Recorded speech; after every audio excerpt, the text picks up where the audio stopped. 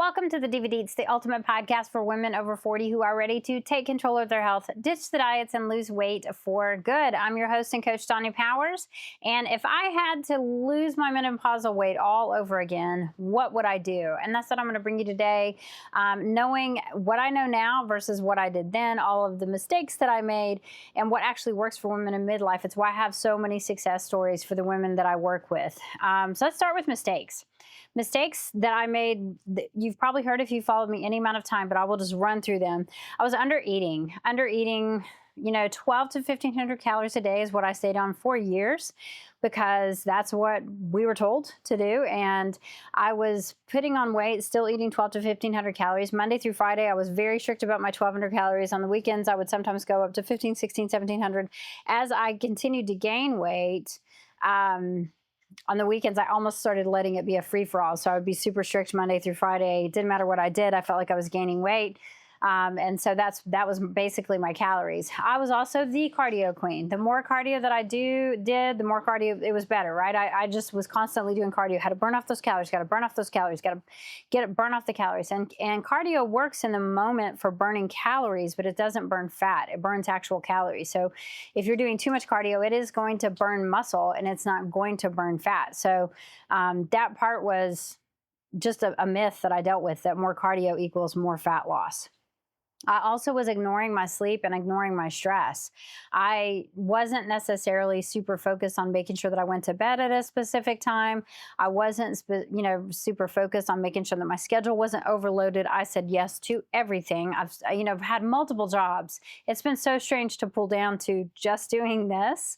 And I still teach 6 yoga classes a week, but my schedule is super empty by comparison to what it used to be. And a lot of that was just pulling the stress down. Believing it was just my hormones and I was broken. That was something that I really dealt with because why else would this be happening? It has to be my hormones, and what used to work in the past, like just cutting my calories down, doing more cardio, no longer works. So clearly I'm broken. Those were the mistakes that I made. And honestly, that's really what I got from doctors. I got literally no answers from doctors. That was basically what they said to me was, it's just part of this life. Just welcome to this era. So it's not that I'm saying don't go to the doctors. I think you have to go with a specific plan because they don't even know what they're looking for. And so it's important to understand what you are looking for and what it is that you need. The turning point was realizing that my metabolism wasn't dead. It was underfed. And I think that is a huge realization for most women. It was starved. And when I talk to women, I'm like, you're under eating. And I watch influencers all the time say, you're eating too much food. You need to do a calorie deficit. You're eating too much food. You need to do a calorie deficit. No, you're not eating too much food. You're not eating enough of the right food. And you don't need to deficit a calorie as much as you need to eat enough calories. And so women get stuck. That's why I was in 12 to 1500 calories a day. I was listening to all kinds of influencers.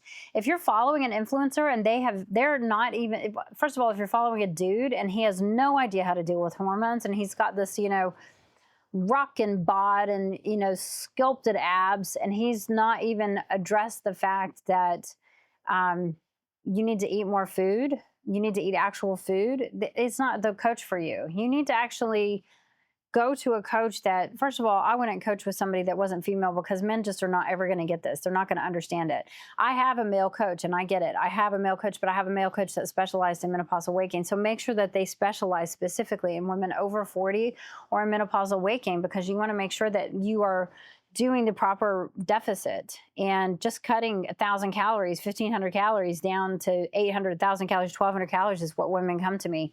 They're massively under eating. There's no way their body can even do anything for muscle. And so learning that muscle was the key protector at 40 was massive for me. And that the only way that you could keep muscle was with food.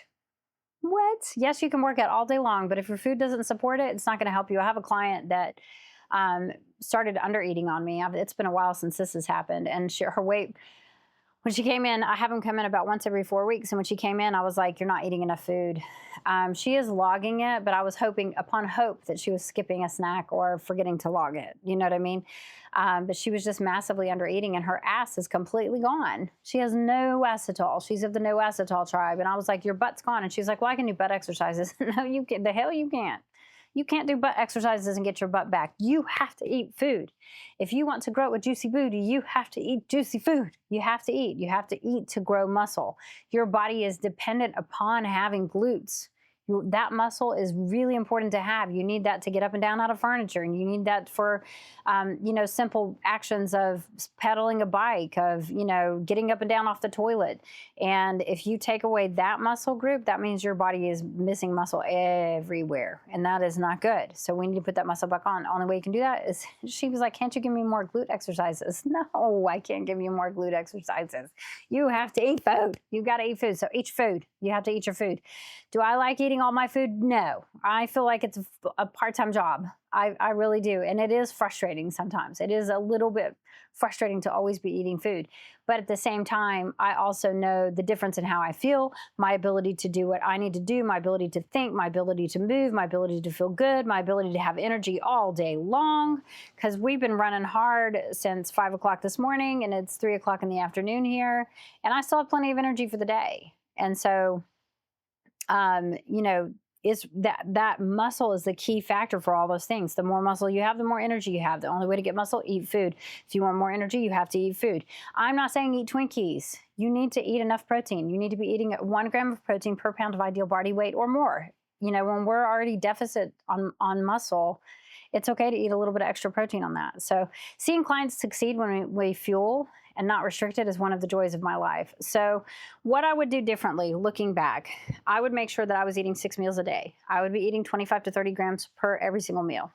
I would be strength training heavy 3 times a week, not insanely heavy, but heavy, like picking up a big, huge bag of dog food heavy, like heavy, picking up the bags of groceries out of your car. You guys know that you pick up all 1,000 billion of them.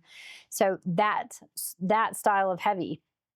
3 times a week. I would focus on lifting, not endless cardio. I would have 2 to 3 specific cardio workouts, 20 to 30 minutes long, and I'd be walking every day. It is gorgeous right now. It is, we're walking into some really great fall weather here in Tennessee, but you're walking 8 to 10,000 steps without obsessing, just walking, just getting a walk in. Getting 1 45-minute walk in every single day will massively affect whether or not, or even just a 30-minute walk. You'll get at least 6,000 steps in if you get a 30-minute walk.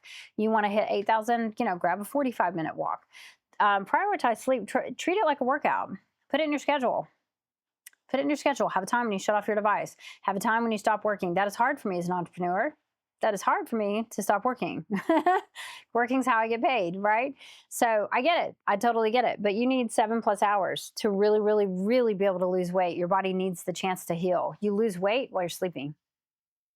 That's why when you get up in the morning, your weight is down after you pee because you peed out bad. You know what I mean? That's why we do have successes like that. It's not like this magical, I wish it was like a magical fairy wand, but you do lose fat while you're sleeping. Your body does heal. It does recover while you're sleeping. The other thing is stress management. We were talking about breath work in the earlier podcast episode that we were recording, and breath work is tremendously helpful. It will help you relieve stress. It will help release emotions, negative emotions. It will help you. So if you need help with breath work and different stuff like that, you can always reach me and find me on Instagram, and I will absolutely answer your questions. Journaling is massive. If you have a lot of feelings, write them down. Sometimes talking about them will help, but instead of talking about them, if you don't have anybody to talk to, if you write them down, it's amazingly healing, therapeutic. There doesn't have to be an order, just write it down. It's not like once upon a time, I was really mad, and so this is what happened. It's, I hated my day. I was so angry at this. My dog drives me crazy. The cat is stupid. Those are the things you write down because you just take everything that is negative and put it down on paper. I call it a mind dump, and mind dumping is tremendously beneficial. Also prayer for me is huge. And, instead of emotional eating, like if you feel that you are going to be turning to food, if you will grab like 16 ounces of water, chug it, and then pray or journal or both, that is hugely helpful to help you overcome if you're dealing with like food addiction, or if you're having a lot of food noise in your head where you just can't stop thinking about food. Give it an outlet so that you can fully think it through. Like, okay, so all I can think about is getting a hamburger. Why am I trying to get a hamburger? Am I upset about something? Well, let me see what I'm upset about. Let me write this down. I'm going to write this down. I'm just doing this mind dump to see if you can actually navigate. Just navigate it. Be open about it with yourself. You're not trying to hide in food, right? So, but prayer, journaling, those things help with emotional eating. And then, as always, we preach this constantly: consistency is greater than perfection. It's not a start over Monday mentality. It's just the next choice is the right choice. Make the next choice the best choice. The next choice is what matters.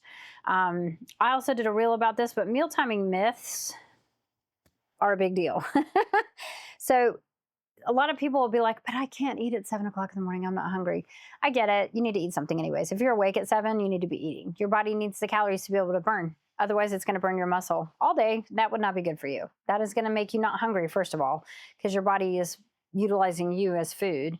But second of all, there's not like magical times. Just eat when you need to. If once you're up within 30 minutes to an hour of waking, put food in your mouth. Make sure water goes in your mouth first. You are doing about 16 ounces of water upon waking. Make sure that happens first. And so there is just a lot of stuff out there where it's like, well, you have to eat this and that. The biggest one is, you have to be done eating by 7 p.m. Now, listen, if you're drinking a whole bottle of wine and having a pizza every night after 7 p.m., that is for sure going to make you chunky. But that's not what we're talking about. If you're trying to meet your macronutrients, your calories for the day, it doesn't matter what time you get it in. I'll just be like, whenever it is. But it was 11 o'clock. I don't care. I honestly don't care, because your body needs your macronutrients. You're trying to hit a protein goal. You're trying to hit a carbohydrate goal. You're trying to hit a fat goal. You're trying to hit a calorie goal. If you undereat, you are setting yourself up for complete failure in the next day. First of all, you're already going to wake up tired. Your body is going to have consumed some of your muscle in order to keep you alive, because you didn't give it enough food. It's used to that, so it does that for you all the time. Second of all, you are also going to be more tired the next day because you didn't get enough food. You also might wake up super hungry in the middle of the night. That is interrupted sleep. And so you need to make sure that you are getting all of your food in. If you are not getting all of your food in, there's not a magic window. Just freaking get it in. Just eat it. Just eat your food. Eat your meal plan food. Follow your macronutrients. Eat your meal plan food. The other myth that's out there that drives me crazy is fancy supplements or detox teas. But I did a detox. Did you though? When you could just eat food and drink water, and that will detox you. Yay! That's a little bit cheaper. There are a lot of people like peptide. You can do what you want, but come on, people. It's just it will always go back to, you need to get your macronutrients in. End of story. Period. And then here's the other thing. One of the people came into the gym. She's a new client, and she was like, "I'm all or nothing. I'm all or nothing." And first of all, stop saying that about yourself. I feel like that is setting yourself up for some massive failure, because you're not all or nothing. You are get it done messy. That's what you are. You're just gonna be a get it done. If you choose to be all or nothing, that's on you. But you can't be that way. You have to be okay getting messy, doing it messy and getting it done. You have to be okay with that, because that is how we move forward. That is how we make progress. Progress is meant to be made with movement. It doesn't matter how perfect it is. So let me paint that picture for you so that you get a pretty good comprehension of that. When I say, like, do your workout, if you don't have 60 minutes to get a 60-minute workout in, I don't really ever program workouts that long, but let's say your workout was 60 minutes, but you only have 20, just do 20 minutes of it and then be like, woohoo, I did my workout, because you did. Does that make sense? It's messy movement that creates forward motion, period. End of story. So in the reality, I know I say this over and over and over, but you are literally not broken. Your body is not broken. It's not. I felt like mine was broken, and that's why I say that. Like, it's not broken. It's not like it's not working. This works for everybody. This will work for you. This will work for you. Your body just needs the right input. So make sure that that's happening, because menopause is not the end. It's a shift. That's all it is. It's just a new direction. You're still going that way. We just are going to go that way to go that way. Does that make sense? Progress is slower, but it's 100% possible. And that's the biggest thing with menopause, making sure that you don't give up just because things have changed. Take time to redirect things. If you don't know what kind of calories to eat, you go to tdeecalculator.net. You need to put that you are at least moderately active. Listen, if you are doing more than 8,000 steps a day, and you're doing more, or even just if you're doing, let's say, if you're doing 6,000 steps a day and you are doing 3 intentional workouts, you're an active person. You are a very active person if you're doing that same thing in 10,000 plus steps a day. Okay? If you are sometimes hitting 6,000 steps a day, you are a moderately active person. A lightly active person is going to do less than 6,000 steps a day.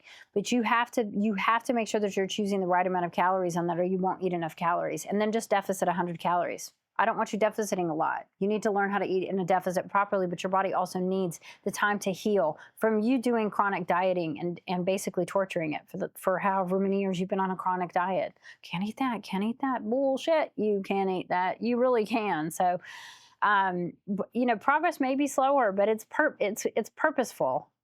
It's sustainable. It's going to last the rest of your life. So if I had to lose my menopausal weight all over again, I wouldn't punish myself with cardio.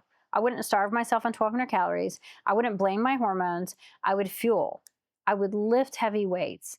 I would stay consistent, even if it meant that not everything was perfect and I wasn't having to do everything perfect and all in. And if you don't hear anything, I want you to hear this. It's not too late. It's never too late. I had a client come into my program. She's like, but I'm 61. I just don't understand why I'm trying to do this right now. Because you're not too far gone. There's still a lot of life. What kind of a life do you want to have? You think it's hard in your 60s?